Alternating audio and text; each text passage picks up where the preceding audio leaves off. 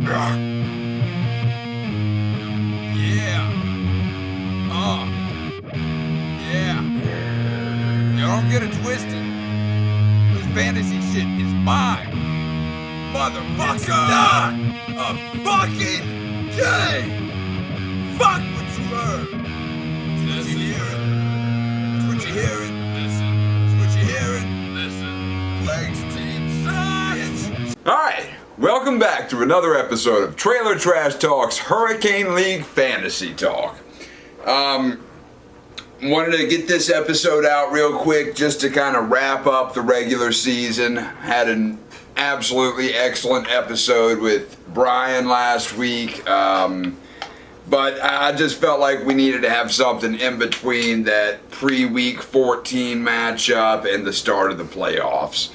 Now, I wasn't planning on doing this because I was of the belief that we were going to get a new set of stats, a new set of numbers out from Mitchell this week. Because, you know, we've got some people like Blake that have been like a fucking quack fiend for those numbers. For some reason, Mitchell did not produce and present those to us this week. And I'm not sure, maybe he had something going on. I have a theory, but we'll get into that a little bit later on. So to start off, let's just, look back at what happened and what's going forward, okay? So, obviously, today starts the playoffs. Playoff bracket is set, obviously. One end, you've got Brian playing Blake, the winner of that matchup getting to play me in the championship. I'm joking. There is still a game going on. I'm playing Mitchell. And look, you know, Mitchell's had a good team for a lot of the year. He has. I believe for the at least second year in a row, he actually entered the playoffs as the number one seed. I don't think it matters, but you know, that's just me. And then, like I said, in the other matchup, you've got a decent team versus a wildly overrated and overperforming team. So we'll see how that one goes too. I have already put my money on one team, so I'm kind of locked in on that one. So yeah, go Brian. Then we've got the shit playoffs. Now,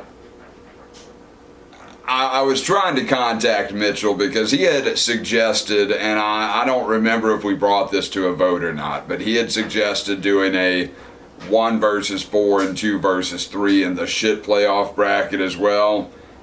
I just can't remember if we voted on that, if that was ever brought up. If somebody has any idea, can you just let me know? I'm curious, and I'm not sure why Mitchell is ghosting me now.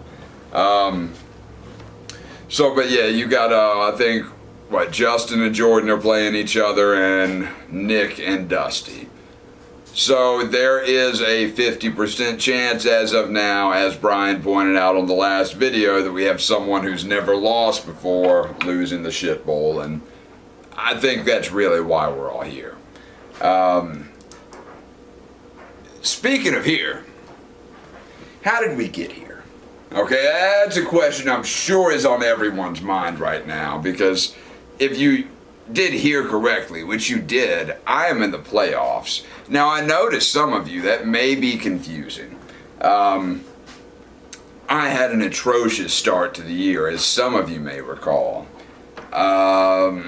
Very spotty there at some point on whether or not I was going to make it.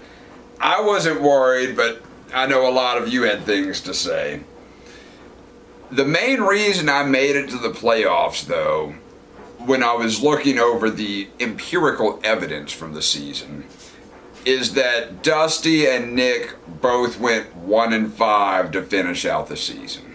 Had either of them won a single game more, they're a lock. I'm out. So I want to thank both of you very, very much. I also would like to bring up a couple of things that were said earlier in the season. Some of you, when I started out a little bit rough, some of you had a lot to say. A lot to say. Such as week 4 when Nick suggests putting me on suicide watch. Or week 5 when Justin asks Jordan if they need to put me under observation, come up with a schedule so he doesn't off himself. Or also in week 5 when Nick again tries to chime in with some lame dig he stole from Mitchell, and he somehow made it sound even fucking weaker than Mitchell did. And then he made the statement like, hell, I started a hurt player this week and I still have a shot at winning. That's what good teams do. You know what, motherfucker? Good teams don't finish the season 1-5. I just want to point out we drafted you a team that started out 5-3, and then you somehow mismanaged and mishandled that bitch all the way down the stretch. So welcome to the shit side of the playoffs. I'm eager to see how you do. And Dusty, you're cool. I don't mind you, Dusty. I don't think you look like a fat Matt Damon either. All right, Brian's kind of a prick sometimes.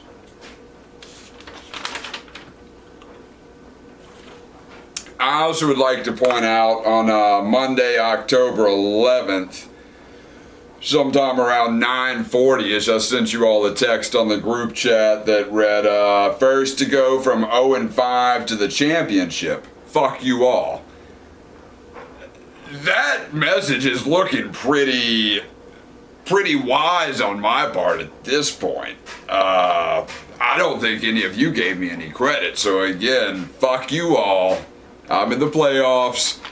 Some of you other pieces of shit that had a lot of shit to say with no basis for, reasoning are not in the playoffs. I also would like to get real quick to why Mitch, and as far as the bottom bracket, I mean, it's hard to say. It's hard to say. I think Justin has the highest ceiling team in that bracket. Bucks play the Saints today. If the Bucks play the way they traditionally do when they play the Saints, Justin may go to the shit bowl, as much as I thought that wasn't an option. Justin may be there. And I have to assume he's going to play Nick, but we'll see. We'll see. So I also want to get to the lack of a graph from this week. I was trying to figure that out. I didn't realize that till last night when I was watching that amazing Indianapolis game, which, by the way, breaking news, Jonathan Taylor is good at football. So I was trying to figure out why we didn't have a chart. Normally, Mitchell is very eager to get that out there. Normally, Blake is very eager to see it as well. And I'm thinking the reason we haven't seen one is because Mitchell went almost wire to wire. Now, he still has the best record, but almost wire to wire with a points lead.